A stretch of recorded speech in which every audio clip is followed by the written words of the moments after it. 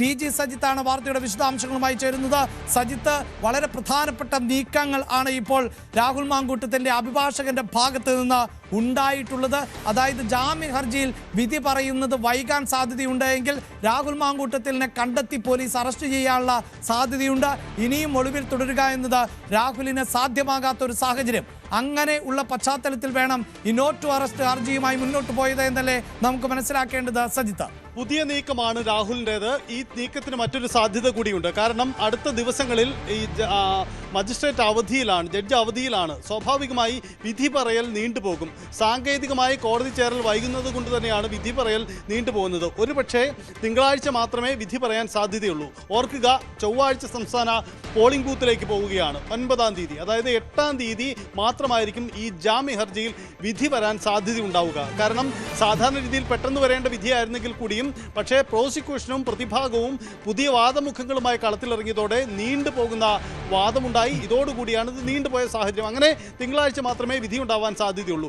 ഇതിനിടയിൽ പക്ഷേ രാഹുൽ അറസ്റ്റിലായേക്കാം. അത് തടയലാണ് ഇപ്പോഴത്തെ നീക്കം. ഇന്ന് പൊടുന്നനെയാണ് ഈ ഒരു ഹർജിയുമായി പ്രതിഭാഗം രംഗത്ത് വരുന്നത്. നോട്ട് ടു അറസ്റ്റ് എന്ന ഹർജി ഫയൽ ചെയ്യുന്നത്. അഭിലാഷ് സൂചിപ്പിച്ചതുപോലെ പെട്ടെന്ന് അറസ്റ്റ് തടയലാണ് ലക്ഷ്യം. ഇത് രണ്ട് സാഹചര്യങ്ങളാണുള്ളത്. ഒന്ന്, രാഹുലിന് ഒളിവ് ജീവിതം മടുത്തു, ഇനി ഒളിവിൽ കഴിയാൻ കഴിയില്ല എന്ന സാഹചര്യമുണ്ട്. മറ്റൊന്ന്, പോലീസിന്റെ റഡാറിനുള്ളിൽ രാഹുൽ ഉണ്ട് എന്ന തിരിച്ചറിവ്. ഈ രണ്ട് സാഹചര്യങ്ങളിൽ മുന്നിൽ കാണാം. ഇതിനകം തന്നെ പുറത്തു വരുന്ന പല വാർത്തകളുമുണ്ട്. നമ്മൾ ഇന്നലെ മുതൽ തന്നെയുണ്ട്. കൽപ്പറ്റ കോടതി, ഇപ്പോൾ ഹോസ്ദുർഗ് കോടതി, ഇങ്ങനെ പല സാധ്യതകളും രാഹുലിന്റെ കീഴടങ്ങലുമായി ബന്ധപ്പെട്ട് ചർച്ചയാവുന്നതുമുണ്ട്. അപ്പോൾ രാഹുൽ പോലീസിന്റെ റഡാറിലുണ്ട്. തന്നെ അതിനു മുമ്പ് പോലീസ് പിടികൂടും എന്ന ഭയം ഒരുപക്ഷെ രാഹുലിനുണ്ടാവാം. അങ്ങനെയെങ്കിൽ അതുണ്ടാക്കുന്ന ഒരു പ്രത്യാഘാതം ഒഴിവാക്കാനാവാം ഇപ്പോഴത്തെ നീക്കമുണ്ടാവുന്നത്. അതായത് അന്തിമ ജാമ്യ ഹർജിയിലെ വിധി തനിക്ക് പ്രതികൂലമായെങ്കിലും അതുവരേക്ക് അറസ്റ്റ് തടയുക എന്നൊരു നീക്കമാണ് ഉദ്ദേശിക്കുന്നത്. അതുകൊണ്ട് ചില രാഷ്ട്രീയ കാരണങ്ങളുണ്ട്. ഒപ്പം തന്നെ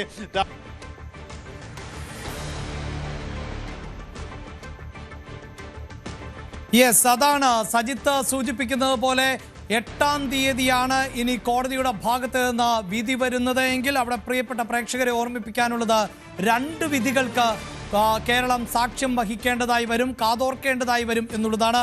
അതിൽ ഏറ്റവും പ്രധാനപ്പെട്ടത് സമാന സ്വഭാവമുള്ള മറ്റൊന്നാണ് എന്ന് നമുക്കറിയാം.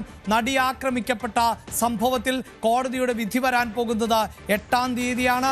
നടൻ ദിലീപ് 8-ാം പ്രതിയായിട്ടുള്ള കേസിൽ, പൾസർ സുനി 1-ാം പ്രതിയായിട്ടുള്ള കേസിൽ വളരെ പ്രധാനപ്പെട്ട ഒരു വിധി പ്രസ്താവം ഉണ്ടാകാൻ പോകുന്നത് 8-ാം തീയതിയാണ് എന്ന് നമുക്കറിയാം. അന്ന് തന്നെ ഒരു പക്ഷേ രാഹുൽ മാങ്കൂട്ടത്തിലിന്റെ മുൻകൂർ ജാമ്യ ഹർജിയിൽ വിധി ഉണ്ടാകുമോ അതും നമുക്ക് ഈ ഘട്ടത്തിൽ ഉറപ്പിക്കാൻ സാധിക്കില്ല. പക്ഷേ ഇന്ന് വാദങ്ങൾ പൂർത്തിയായിട്ടുണ്ട് എങ്കിൽ തീർച്ചയായും പിന്നീട് വിധി പ്രസ്താവം മാത്രം ഉണ്ടായാൽ മതി. അതിന് ഒരു പക്ഷേ 8-ാം തീയതിയിലേക്ക് മാറ്റിവെക്കുമോ എന്നതിൽ നമുക്ക് വ്യക്തതയില്ല. അങ്ങനെ മാറ്റിവെക്കുന്നുവെങ്കിൽ ഇനിയുമുണ്ട് 3 ദിവസങ്ങൾ. ഈ 3 ദിവസങ്ങൾ കൂടി സൂചിപ്പിക്കുന്ന പോലെ രാഹുൽ മാങ്കൂട്ടത്തിന് ഒളിവിൽ കഴിയാൻ പറ്റാത്ത സാഹചര്യം ആണ് ഉള്ളത്. അങ്ങനെയെങ്കിൽ അറസ്റ്റിനുള്ള സാധ്യത രാഹുൽ മാങ്കൂട്ടത്തിൻ്റെ അഭിഭാഷകർ അടക്കം മുന്നിൽ കാണുകയാണ്. ഇതിൽ ഒരുപക്ഷെ ഈ 1 മണിക്ക് നോട്ട് ടു അറസ്റ്റ് ഹർജിയിൽ തീരുമാനമുണ്ടായാൽ വളരെ പെട്ടെന്ന് അടുത്ത നീക്കങ്ങളിലേക്ക് പോകും എന്ന് വേണം നമുക്ക് മനസ്സിലാക്കാൻ. അറസ്റ്റ് ചെയ്യരുത് എന്ന ഒരു നിർദ്ദേശം കോടതിയുടെ ഭാഗത്ത് നിന്ന് ഉണ്ടായാൽ സ്വാഭാവികമായും ഉടൻ തന്നെ രാഹുൽ കീഴടങ്ങുക തന്നെ ചെയ്യും എന്നതിൽ ഒരു തർക്കവുമില്ല. അത് എവിടെ കീഴടങ്ങും എന്നതിൽ നമുക്ക് വ്യക്തത കൈവരേണ്ടതുണ്ട്. ഇങ്ങനെയാണ് സാഹചര്യം എന്നിരിക്കെ ഇനിയിപ്പോൾ ഏതാനും മിനിറ്റുകൾ കൂടി മാത്രമാണ് കാത്തിരിക്കേണ്ടതുള്ളൂ. 1 മണിയോടുകൂടി ഈ നോട്ട് ടു അറസ്റ്റ് ഹർജിയിൽ ഉറപ്പായും വിധി വരും എന്ന് വേണം നമുക്ക് പ്രതീക്ഷിക്കാൻ. നേരത്തെ നമ്മൾ സൂചിപ്പിച്ചു കഴിഞ്ഞ ഒന്നാണ്, രാഹുൽ മാങ്കൂട്ടത്തിന് നേരെയുള്ള വിമർശനങ്ങൾ കൂടുതൽ ശക്തി പ്രാപിക്കുന്ന ഒരു സാഹചര്യം ആണ് ഇപ്പോൾ ഉള്ളത്. അങ്ങനെ വലിയ വിമർശനങ്ങൾ ഇപ്പോൾ ആവർത്തിച്ചു കൊണ്ടിരിക്കുമ്പോൾ രാഹുൽ മാങ്കൂട്ടത്തിനെതിരെ കവിതയുമായി രംഗത്തെത്തിയിരിക്കുന്നു ടി സിദ്ദിഖിന്റെ ഭാര്യ ഷറഫുനീസ.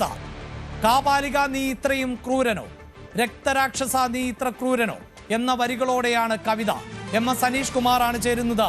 അനീഷ്, നേരത്തെ പാർട്ടിക്കുള്ളിൽ തന്നെ പെട്ടവർ, ഷഹനാസിനെ പോലെയുള്ളവർ പരസ്യമായി രംഗത്ത് വന്നുകൊണ്ട് രാഹുലിൻ്റെ ചെയ്തികളെ വിമർശിക്കുന്നു, രാഹുലിന് സംരക്ഷണമൊരുക്കിയവരെ വിമർശിക്കുന്നു. ഇപ്പോഴിതാ കോൺഗ്രസിൻ്റെ തന്നെ മുതിർന്ന നേതാവായിട്ടുള്ള ടി സിദ്ദിഖിൻ്റെ ഭാര്യ, അവർ ഒരു വ്യക്തി എന്ന നിലയിൽ കണ്ടാൽ മതി, അത് കോൺഗ്രസിൻ്റെ നേതാവിൻ്റെ ഭാര്യ എന്നതൊന്നും നമ്മൾ അനുമാനിക്കേണ്ടതില്ല എന്ന് പറഞ്ഞാൽ പോലും ഇത്തരം വിമർശനങ്ങൾ പ്ലാറ്റ്ഫോമുകളിൽ വരുന്നു, അതും സോഷ്യൽ മീഡിയ പ്ലാറ്റ്ഫോമുകളിൽ പബ്ലിക്കായി വരുന്നുവെങ്കിൽ രാഹുലിനെതിരായ പ്രതിഷേധം എത്രത്തോളം ശക്തമാണ് പാർട്ടിക്കുള്ളിൽ, പാർട്ടി അനുഭാവികൾക്കുള്ളിൽ എന്നത് വ്യക്തമാവുകയാണല്ലോ. തീർച്ചയായിട്ടും പാർട്ടി നേതാക്കളിലോ വനിതാ നേതാക്കളിലോ മാത്രമല്ല, പാർട്ടി നേതാക്കളുടെ കുടുംബത്തിൽ പോലും ഈ രാഹുൽ വിഷയം വലിയ ഉറക്കം കെടുത്തുന്ന കാര്യമായി മാറുന്നു, അല്ലെങ്കിൽ അവർക്ക് തീരാത്ത മുറിവായി അത് മാറുന്നു എന്നത് തന്നെയാണ് നമുക്ക് മനസ്സിലാക്കാൻ കഴിയുന്നത്. ടി സിദ്ദിഖാണ് ഈ ഒരു കവിത എഴുതി സമൂഹ മാധ്യമത്തിൽ പങ്കുവച്ചിരിക്കുന്നത്. ചുറ്റും വിഷം തൂങ്ങിയ പാമ്പുകൾ എന്നെ വലിഞ്ഞു മുറുകുന്നു, ഉറക്കം എനിക്ക് അന്യമായി തീരുന്നു, പൊളിഞ്ഞ ഗർഭപാത്രത്തിന്റെ നിലവിളി, സ്വപ്നങ്ങളെ ചാലിച്ച പിഞ്ചു പൂവിനെ പിച്ചു ചീന്തിയ കാപാലിക, ഇത്രയും ക്രൂരനോ, ഗർഭപാത്രത്തിൽ കൈയിട്ട ചരടി ചോര കുടിച്ച രാക്ഷസ ഇത്ര ക്രൂരനോ, നീയും ഒരു അമ്മയുടെ ഉത്തരത്തിൽ ജന്മം കൊണ്ട മഹാപാപിയോ, ഒരു പാവം പെണ്ണിന്റെ ഹൃദയം പതിയെ തൊട്ട് പ്രണയം കുലുമ്പി കടിച്ചു പറിച്ചത് ജീവനുള്ള മാംസഗന്ധം ആയിരുന്നു, കാർത്തിത്തുപ്പിച്ചത് വിശുദ്ധ വസ്ത്രത്തിലുമായിരുന്നു എന്നിങ്ങനെയുള്ള കൃത്യമായ ഈ രാഹുൽ മാങ്കൂട്ടത്തിന്റെ പേരില്ലെങ്കിൽ പോലും രാഹുൽ മാങ്കൂട്ടവുമായി ബന്ധപ്പെട്ട് വരുന്ന ആരോപണങ്ങൾ അക്കമിട്ട് ഒരു കവിതാ രൂപത്തിൽ ഈ ഫേസ്ബുക്കിലേക്ക് ചാരിച്ച് എഴുതിയിരിക്കുന്ന ഒരു കവിത എന്ന് തന്നെ വേണമെങ്കിൽ നമുക്ക് പറയാം.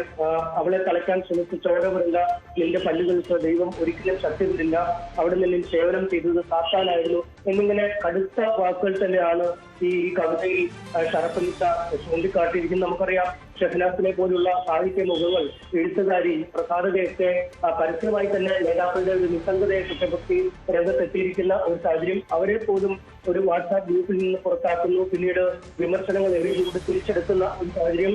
ഇത്തരമൊരു സാഹചര്യത്തിലാണ് അനുഭാവികൾ, കുടുംബാംഗങ്ങൾ എന്നിവരിൽ പോലും വലിയ ചലനങ്ങൾ ഈ രാഹുൽ വിവാദം സൃഷ്ടിച്ചിരിക്കുന്നത്. എന്തുകൊണ്ട് രാഹുലിനെ പുറത്താക്കുന്നില്ല എന്ന ചോദ്യമാണ് പൊതുസമൂഹം ചോദിക്കുന്നത്. അപ്പോഴും സാങ്കേതികതയിൽ ഒന്നും ഈ കോടതി വിധി വരട്ടെ, അതിനുശേഷം നടപടിയെടുക്കാമെന്ന ഒഴുക്കൻ മട്ടിലേക്ക് പോകുന്ന സാഹചര്യം. ഇത്രമേൽ മോശം ആളായിരുന്നു രാഹുൽ എന്ന് പലപ്പോഴും അറിയാമായിരുന്നെങ്കിൽ പോലും അവരെ കാത്തു രക്ഷിക്കുന്ന ദൈവങ്ങൾ ഇപ്പോഴും അവർക്കെതിരെ അല്ലെങ്കിൽ അവരെ തള്ളിപ്പറയാൻ പോലും നിൽക്കാതെ വരുന്ന സാഹചര്യത്തിലാണ് ഇപ്പോൾ നേതാക്കളുടെ കുടുംബത്തിൽ നിന്ന് പോലും വിമർശനങ്ങൾ കവിതയുടെ രൂപത്തിലും മറ്റുമൊക്കെ പുറത്തേക്ക് വന്നുകൊണ്ടിരിക്കുന്നത്. യെസ്, അതാണ് വലിയ വിമർശനങ്ങൾ ഉണ്ടാകുന്നു. പാർട്ടി കുടുംബങ്ങളിൽ എത്രത്തോളം വലിയ വികാരമാണ് പ്രകടമാകുന്നത് എന്നത് തന്നെയാണ്.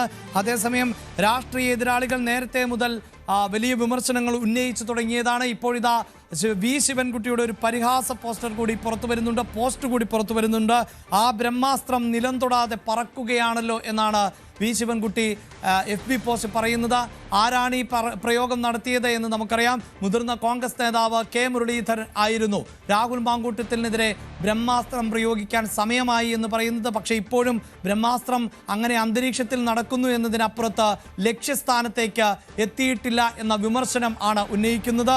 ഇത് തന്നെയാണ് കോൺഗ്രസ് നേരിടാൻ പോകുന്ന വലിയ പ്രതിസന്ധി. തീർച്ചയായും അവിടെയാണ് ഈ ജാമ്യ ഹർജിയിന്മേലുള്ള വിധി വളരെ പ്രധാനപ്പെട്ടതായി മാറുന്നത്. ആ വിധി എന്ത് എന്നാണ് എല്ലാവരും കാതോർക്കുന്നത്. എന്താകും വിധിയെന്ന് രാഷ്ട്രീയ കേരളം ഒന്നടങ്കം ഉറ്റുനോക്കുന്ന സാഹചര്യം കൂടി ആണ് ഉള്ളത്. TG സജിത്ത് തുടരുകയാണ്. സജിത്ത്, ജാമ്യാപേക്ഷയിന്മേൽ ഇന്ന് വിധി വരുവാനുള്ള സാധ്യത കുറവ് എന്നാണ് നമുക്ക് മനസ്സിലാക്കാൻ സാധിക്കുന്നത്. പക്ഷേ സൂചിപ്പിക്കുന്ന പോലെ രാഹുൽ മാങ്കൂട്ടത്തിൻ്റെ ഒളിവ് ജീവിതം ഇന്ന് അവസാനിക്കുമോ എന്നതിൽ കോടതിയുടെ ഭാഗത്ത് നിന്ന് ഒരു തീരുമാനത്തിനുള്ള സാധ്യത വളരെ കൂടുതലല്ലേ? അറസ്റ്റ് ചെയ്യരുത് എന്നാവശ്യപ്പെട്ടുകൊണ്ടുള്ള ഹർജിയിന്മേൽ എന്ത് നിലപാട് സ്വീകരിക്കുന്നു കോടതി എന്നത് നിർണായകമാകില്ലേ? തീർച്ചയായും നിർണായകമാണ്. മാത്രമല്ല, ഇതിൽ പ്രോസിക്യൂഷന്റെ നീക്കം, പോലീസിന്റെ നീക്കം തിരിച്ചറിഞ്ഞുകൊണ്ടാണ് രാഹുൽ മാങ്കൂട്ടത്തിന്റെ അഭിഭാഷകൻ ഇപ്പോൾ ഇത്തരമൊരു ഹർജി ഫയൽ ചെയ്തിരിക്കുന്നത്. കാരണം മുൻകൂർ ജാമ്യ ഹർജി പരിഗണിക്കുന്നതിനിടയിലും അറസ്റ്റ് ചെയ്യുന്നതിന് തടസ്സമില്ല. അത്തരമൊരു അറസ്റ്റ് നീക്കം മുന്നിൽ കണ്ടുകൊണ്ടാണ് ഇപ്പോഴത്തെ നീക്കമെന്ന് മനസ്സിലാക്കാൻ. ഒരുപക്ഷെ ഇതുവരെ ജാമ്യ ഹർജിയിൽ തീരുമാനം വരട്ടെ എന്ന് പ്രോസിക്യൂഷൻ ഒരുപക്ഷെ പോലീസ് കാത്തിരിക്കുന്നുണ്ടാവും. പക്ഷേ ഈ ജാമ്യ ഹർജിയുടെ തീരുമാനം നീണ്ടുപോകുന്ന ഘട്ടത്തിൽ അറസ്റ്റിലേക്ക് നീണ്ടേക്കാം.